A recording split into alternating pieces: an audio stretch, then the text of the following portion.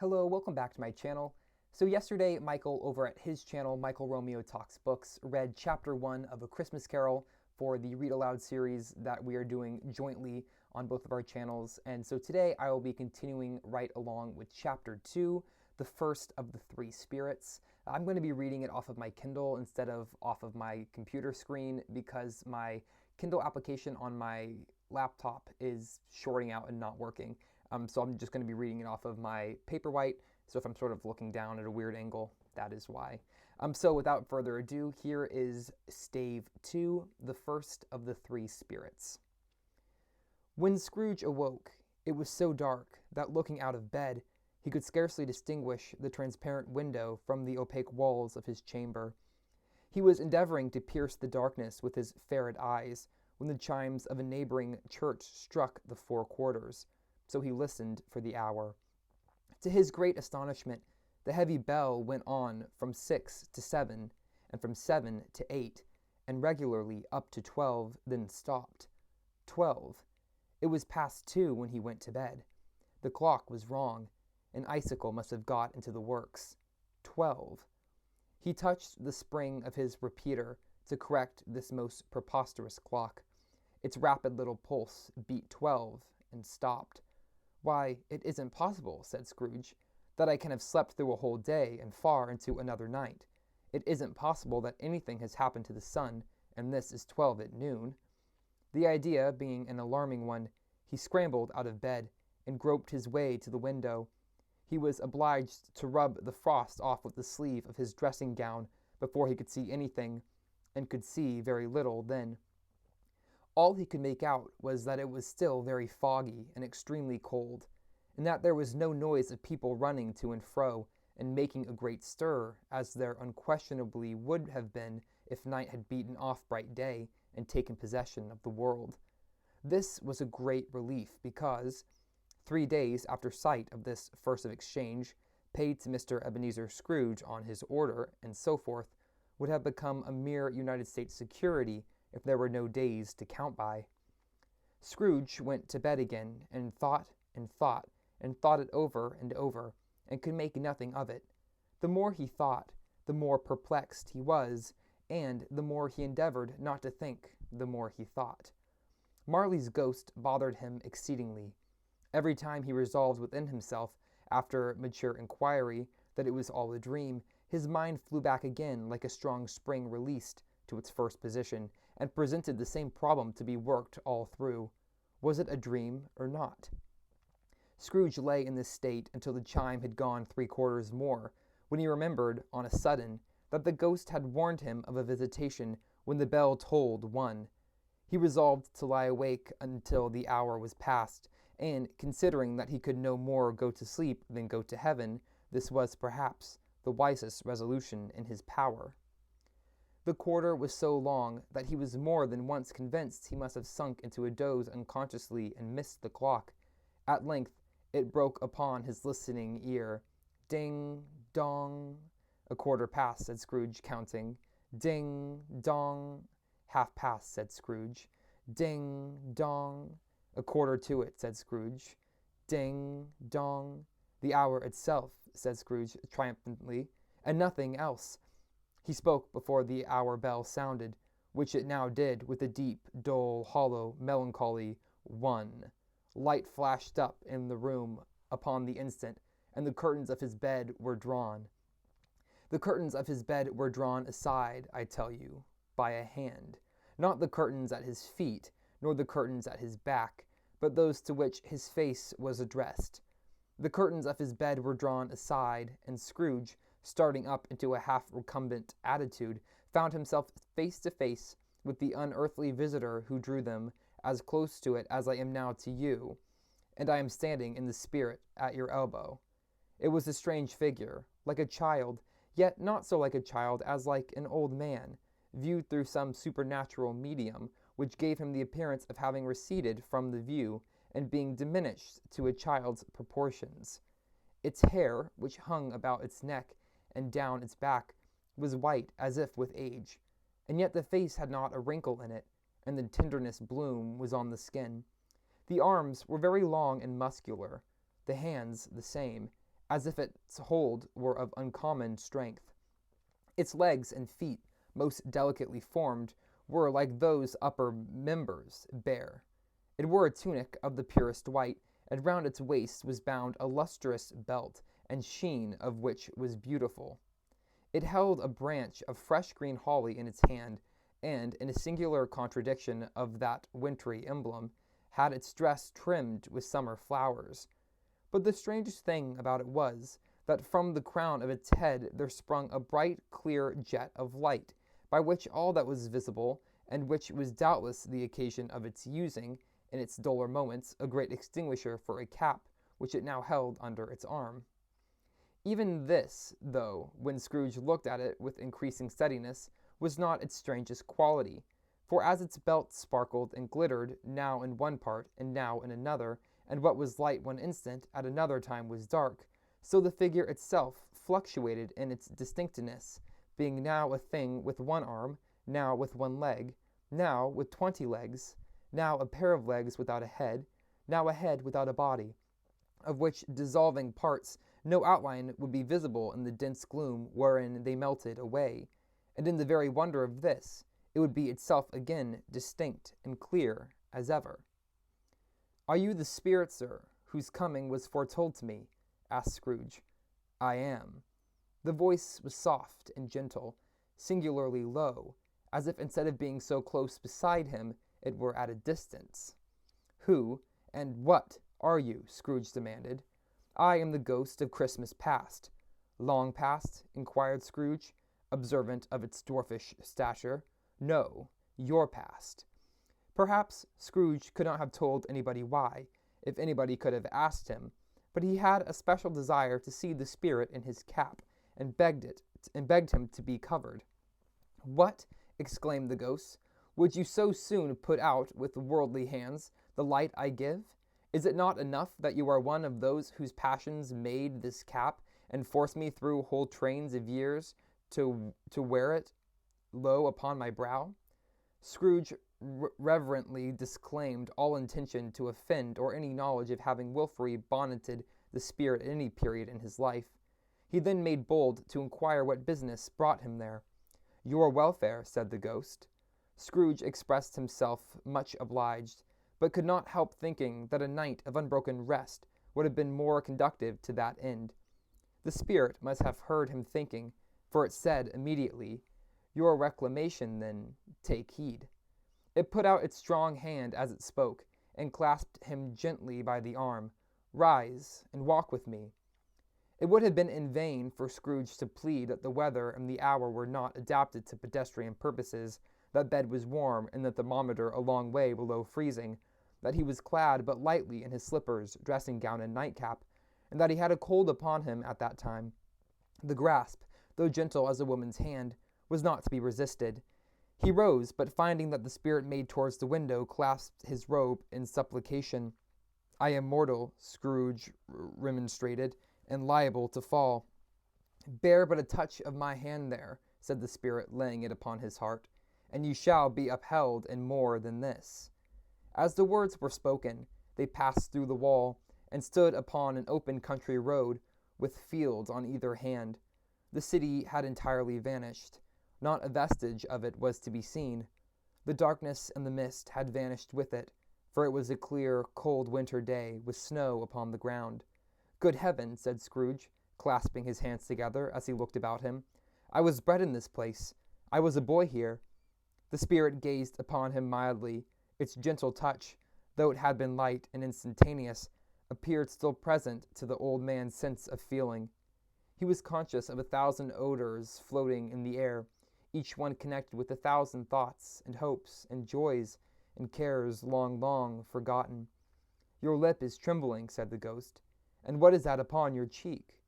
Scrooge muttered with an unusual catching in his voice that it was a pimple, and begged the ghost to lead him where he would. "You recollect the way?" inquired the spirit. "Remember it!" cried Scrooge with fervor. "I could walk it blindfold." "Strange to have forgotten it for so many years," observed the ghost. "Let us go on." They walked along the road, Scrooge recognizing every gate and post and tree, until a little market town appeared in the distance, with its bridge, its church, and winding river. Some shaggy ponies now were seen trotting towards them with boys upon their backs, who called to other boys in country gigs and carts driven by farmers. All these boys were in great spirits and shouted to each other until the broad fields were so full of merry music that the crisp air laughed to hear it. "These are but shadows of the things that have been," said the ghost. "They have no consciousness of us." The jocund travelers came on, and as they came, Scrooge knew and named them every one. Why was he rejoiced beyond all bounds to see them? Why did his cold eye glisten and his heart leap up as they went past? Why was he filled with gladness when he heard them give each other Merry Christmas as they parted at crossroads and byways for their several homes? What was Merry Christmas to Scrooge? Out upon Merry Christmas, what good had it ever done to him? "The school is not quite deserted," said the ghost. "A solitary child, neglected by his friends, is left there still." Scrooge said he knew it, and he sobbed. They left the high road by a well-remembered lane, and soon approached a mansion of dull red brick, with a little weathercock surmounting cupola on the roof, and a bell hanging on it. It was a large house, but one of broken fortunes, for the spacious offices were little used. Their walls were damp and mossy, their windows broken, and their gates decayed. Fowls clucked and strutted in the stables, and the coach-houses and sheds were overrun with grass. Nor was it mere retentive of its ancient state within, for entering the dreary hall, and glancing through the open doors of many rooms, they found them poorly furnished, cold, and vast. There was an earthly savour in the air, a chilly bareness in the place which associated itself somehow with too much getting up by candlelight, and not too much to eat. They went, the ghost and Scrooge, across the hall, to a door at the back of the house. It opened before them, and disclosed a long, bare, melancholy room, made bare still by lines of plain dull forms and desks. At one of these, a lonely boy was reading near a feeble fire, and Scrooge sat down upon a form, and wept to see his poor forgotten self as he used to be. Not a latent echo in the house, not a squeak and scuffle from the mice behind the paneling, not a drip from the half-thawed water-spout in the dull yard beyond, not a sigh among the leafless boughs of one despondent poplar, not the idle swinging of an empty storehouse door, no, not a clicking in the fire, but fell upon the heart of Scrooge with a softening influence, and gave a freer passage to his tears. The spirit touched him on the arm, and pointed to his younger self, intent upon his reading. Suddenly, a man in foreign garments, wonderfully real and distinct to look at, stood outside the window with an axe stuck in his belt, and leading up the bridle an ass laden with wood. "Why, it's Ali Baba!" Scrooge exclaimed in ecstasy. "It's dear old honest Ali Baba! Yes, yes, I know. One Christmas time, when yonder solitary child was left here all alone, he did come for the first time, just like that. Poor boy! And Valentine," said Scrooge, "and his wild brother, Orson, there they go, and what's his name, who was put down in his drawers asleep at the gates of Damascus. Don't you see him? And the Sultan's groom turned upside down by the genie. Here he is upon his head. Serve him right, I'm glad of it. What business had he to be married to the princess?" To hear Scrooge expanding all the earnestness of his nature on such subjects, in a most extraordinary voice between laughing and crying, and to see his heightened and excited face would have been a surprise to his business friends in the city, indeed. "There's the parrot," cried Scrooge, "green body and yellow tail, with a thing like a lettuce growing out of the top of his head. There he is. Poor Robin Crusoe, he called him, when he came home again after sailing around the island. Poor Robin Crusoe. Where have you been, Robin Crusoe?" The man thought he was dreaming, but he wasn't. It was the parrot, you know. There goes Friday, running for his life to the little creek. Hullo, whoop, hullo. Then, with a rapidity of transition very foreign to his usual character, he said, in pity for his former self, "Poor boy," and cried again. "I wish," Scrooge muttered, putting his hand in his pocket, and looking about him after drying his eyes with his cuff, "but it's too late now." "What is the matter?" asked the spirit. "Nothing," said Scrooge. "Nothing. There was a boy singing a Christmas carol at my door last night. I should like to have given him something, that's all." The ghost smiled thoughtfully and waved his hand, saying as he did so, "Let us see another Christmas."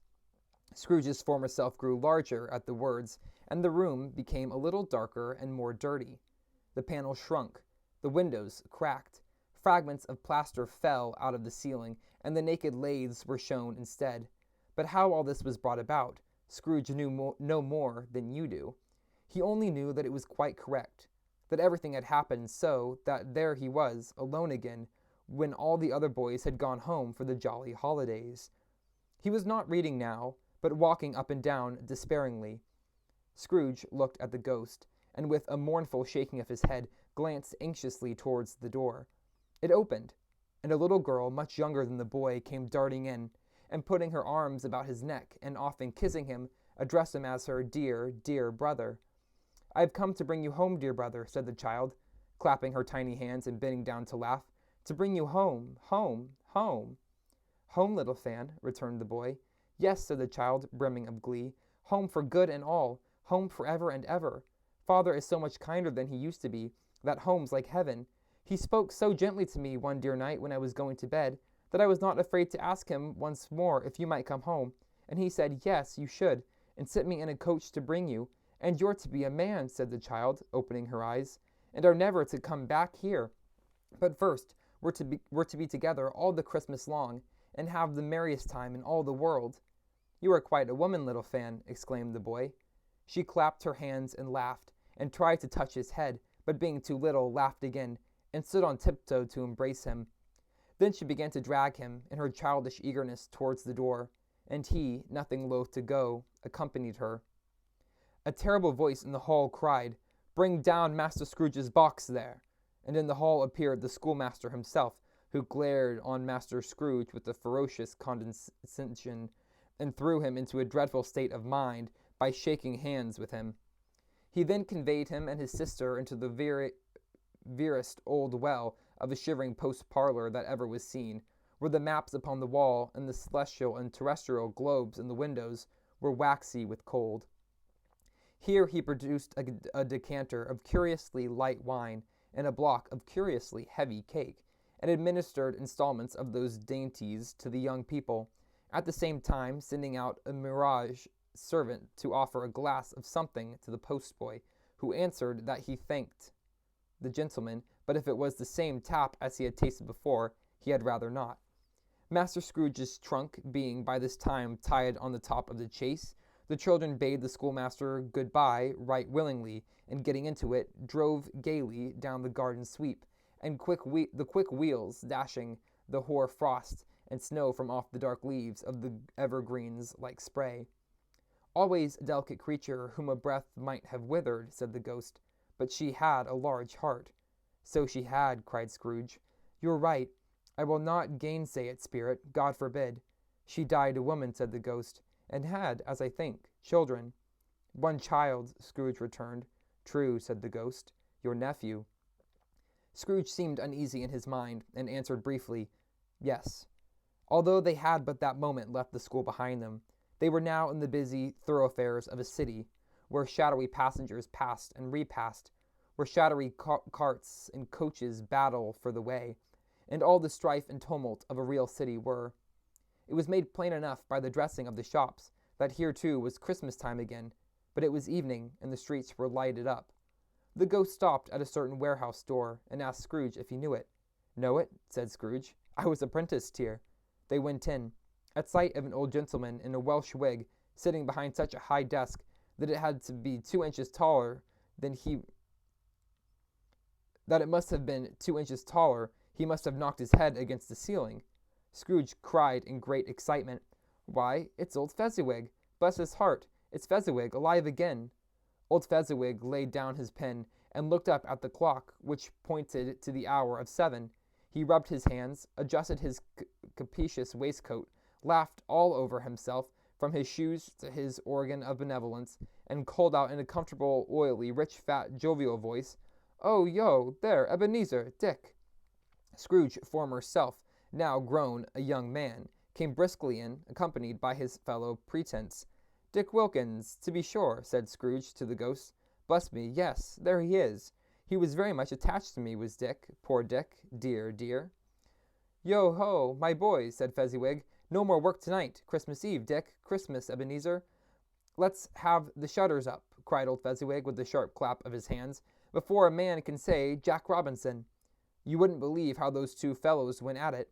They charged into the streets with the shutters. 1, 2, 3, had them up in their places. 4, 5, 6, barred them and pinned them. 7, 8, 9, and came back before he could have got to 12, panting like racehorses. Hi-li-ho, cried old Fezziwig, skipping down from the high desk with wonderful agility. Clear away, my lads, and let's have lots of room here. Hi-li-ho, Dick, cheery up, Ebenezer. Clear away. There was nothing they wouldn't have cleared away, or couldn't have cleared away, with old Fezziwig looking on. It was done in a minute. Every movable was packed off, as if it were dismissed from public life forevermore. The floor was swept and watered. The lamps were trimmed. Fuel was heaped upon the fire, and the warehouse was as snug and warm and dry and bright a ballroom as you would desire to see upon a winter's night. In came a fiddler with the music box, and went up to the lofty desk and made an orchestra of it, and tuned like 50 stomach aches. In came Miss Fezziwig, one vast substantial smile. In came the 3 Miss Fezziwigs, beaming and lovable. In came the 6 young followers whose hearts they broke. In came all the young men and women employed in the business. In came the housemaid with her cousin, the baker. In came the cook with her brother's particular friend, the milkman. In came the boy from over the way, who was suspected of not having bored enough from his master, trying to hide himself behind the girl from next door, but one who was proved to have had her ears pulled by her mistress. In they all came, one after another, some shyly, some boldly, some gracefully, some awkwardly, some pushing, some pulling. In they all came anyhow and everyhow. Away they all went, 20 couples at once, hands half round the back again the other way, down the middle, and up again, round and round in various stages of affectionate grouping, old top couple always turning in the wrong place, new top couple starting off again as soon as they got there, all top couples at last, and not a bottom one to help them. When this result was brought out, old Fezziwig clapped his hands to stop the dance and cried out, "Well done!" and the fiddler plunged his hot face into a pot of porter, especially provided for that purpose. But scorning rest upon his reappearance, he instantly began again, though there were no dancers yet, as if the other fiddler had been carried home, exhausted, on a shutter, and he were a brand new man resolved to beat him out of sight or perish. There were more dances, and there were forfeits, and more dances, and there was cake, and there was negus, and there was a great piece of cold roast, and there was a great piece of cold boiled, and there were mince pies and plenty of beer. But the great effect of the evening came after the roast and boiled, when the fiddler, an artful dog mind, the sort of man who knew his business better than you or I could ever have told it to him, struck up Sir Roger de Coverley. Then old Fezziwig stood out to dance with Miss Fezziwig, top couple too, with a good stiff piece of work cut out for them, 3 or 4 and 20 pair of partners, people who were not to be trifled with, people who would dance and had no notion of walking. But if they had been twice as many, 4 times, old Fezziwig would have been a match for them, and so would Miss Fezziwig. As to her, she was worthy to be his partner in every sense of the term. If that's not too high praise, tell me higher, and I'll use it. A positive light appeared to issue from Fezziwig's calves. They shone in every part of the dance like moons. You couldn't have predicted at any given time what would have become of them next. And when old Fezziwig and Miss Fezziwig had gone all through the dance, advance and retire, both hands to your partner, bow and curtsy, corkscrew, thread the needle, and back again to your place, Fezziwig cut so deftly that he appeared to wink with his legs, and came upon his feet again without a stagger. When the clock struck 11, this domestic ball broke up. Mr. and Miss Fezziwig took their stations, one on either side of the door, and shaking hands with every person individually as he or she went out, wished him or her a Merry Christmas. When everybody had retired but the 2 pretenses,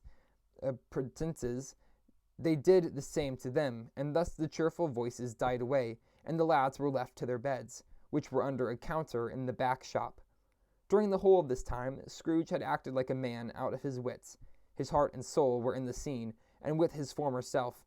He corroborated everything, remembered everything, enjoyed everything, and underwent the strangest agitation. It was not until now, when the bright faces of his former self and Dick were turned from them, that he remembered the ghost, and became conscious that it was looking full upon him, while the light upon its head burnt very clear. "A small matter," said the ghost, "to make these silly folks so full of gratitude." "Small," echoed Scrooge. The spirit signed to him to listen to the two apprentices, who were pouring out their hearts in praise of Fezziwig, and when he had done so, said, "Why, is it not? He has spent but a few pounds of your mortal money, 3 or 4 perhaps. Is that so much that he deserves his praise?" "It isn't that," said Scrooge, heated by the remark, and speaking unconsciously like his former, not his latter, self. "It isn't that, spirit. He has the power to render us happy or unhappy, to make our service light or burdensome, a pleasure or a toil. Say that his power lies in words and looks, in things so slight and insignificant,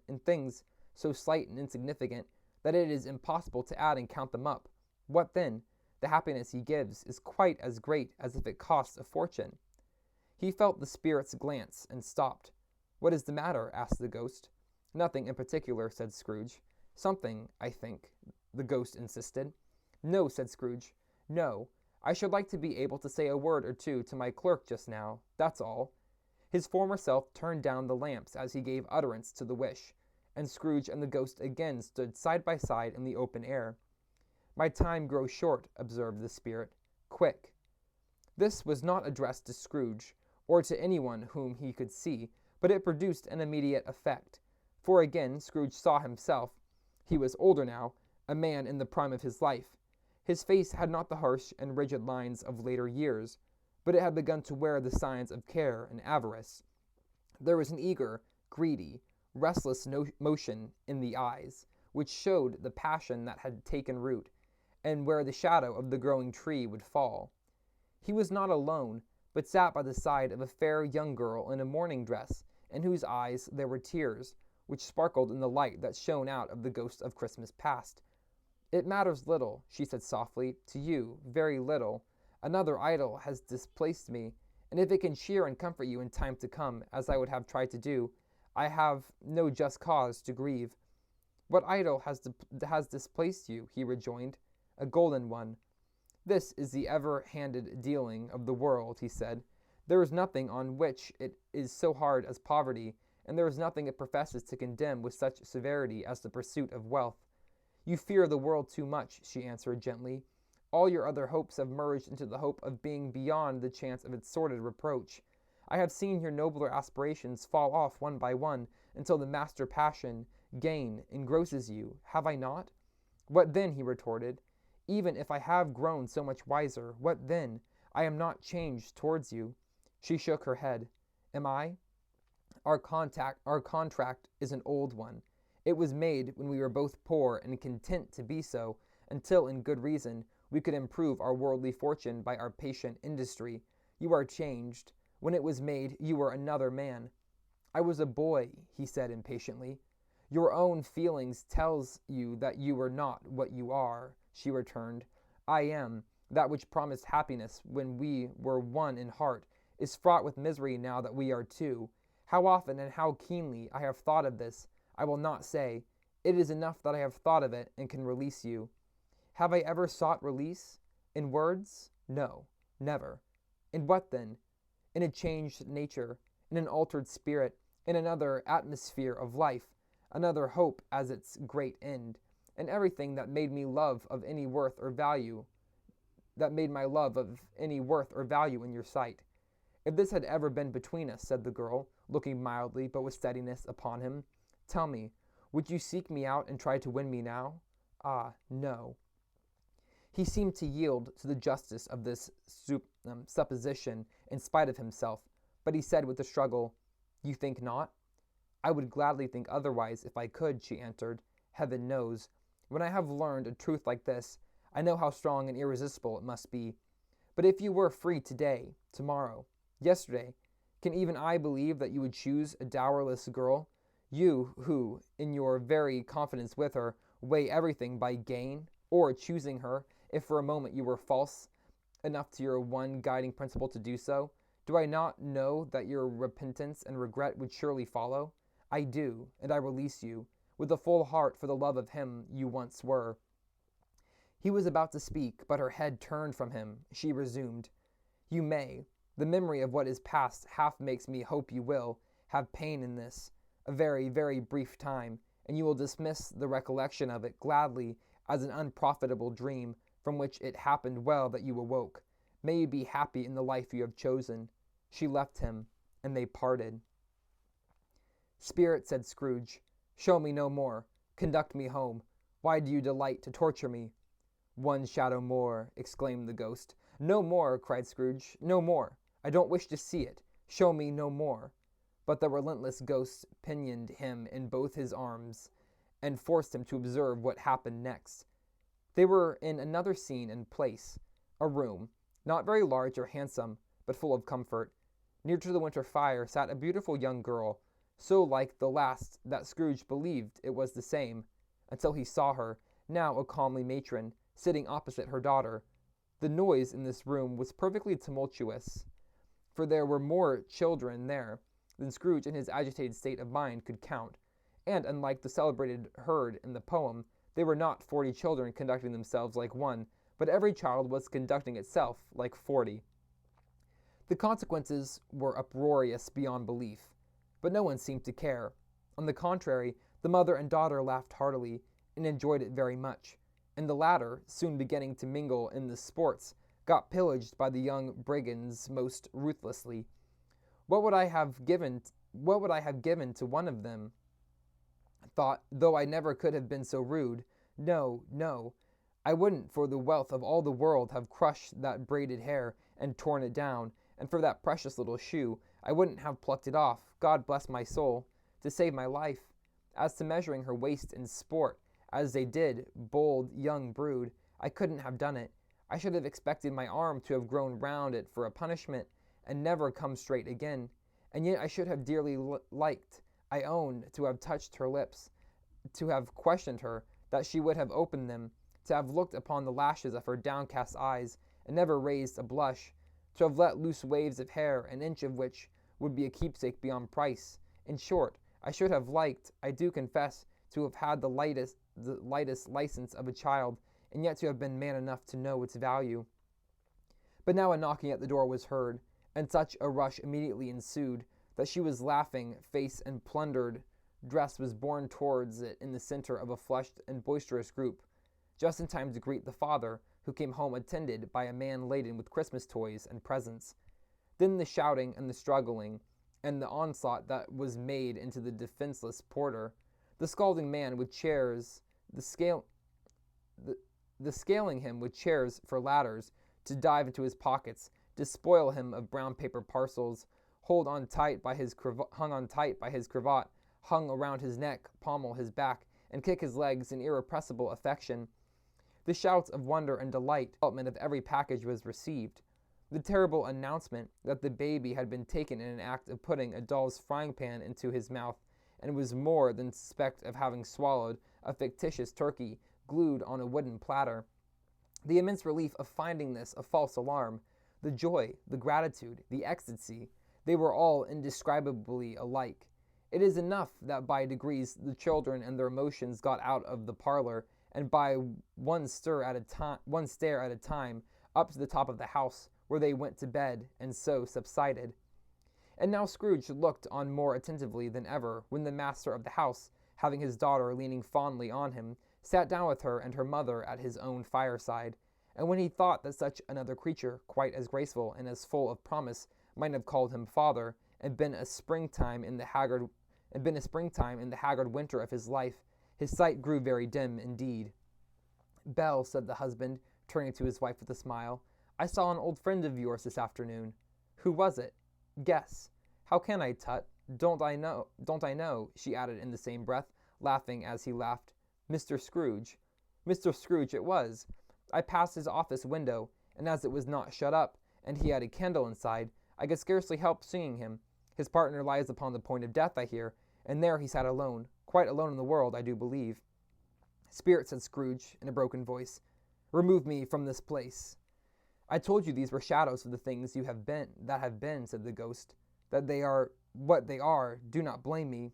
"Remove me," Scrooge exclaimed. "I cannot bear it." He turned upon the ghost, and seeing that it looked upon him with a face in which, in some strange way, there were fragments of all the faces it had shown him, wrestled with it. "Leave me! Take me back! Haunt me no longer!" In the struggle, if that can be called a struggle, in which the ghost, with no visible resistance on its own part, was undisturbed by any effort of its adversary, Scrooge observed that its light was burning high and bright, and dimly connected that with its influence over him. He seized the extinguisher cap, and by a sudden action pressed it down upon its head.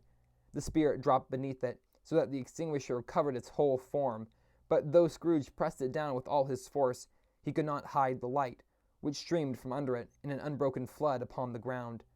He was conscious of being exhausted, and overcome by an irrepressible drowsiness, and further, of being in his own bedroom. He gave the cap a parting squeeze, in which his hand relaxed, and had barely time to reel to bed before he sank into a heavy sleep. That is the end of Chapter 2. Michael will have Chapter 3 out on his channel tomorrow, which will then be followed by my channel with Chapter 4. Thank you so much for watching. I really hope you enjoyed, and I will see you in the next installment. Bye for now.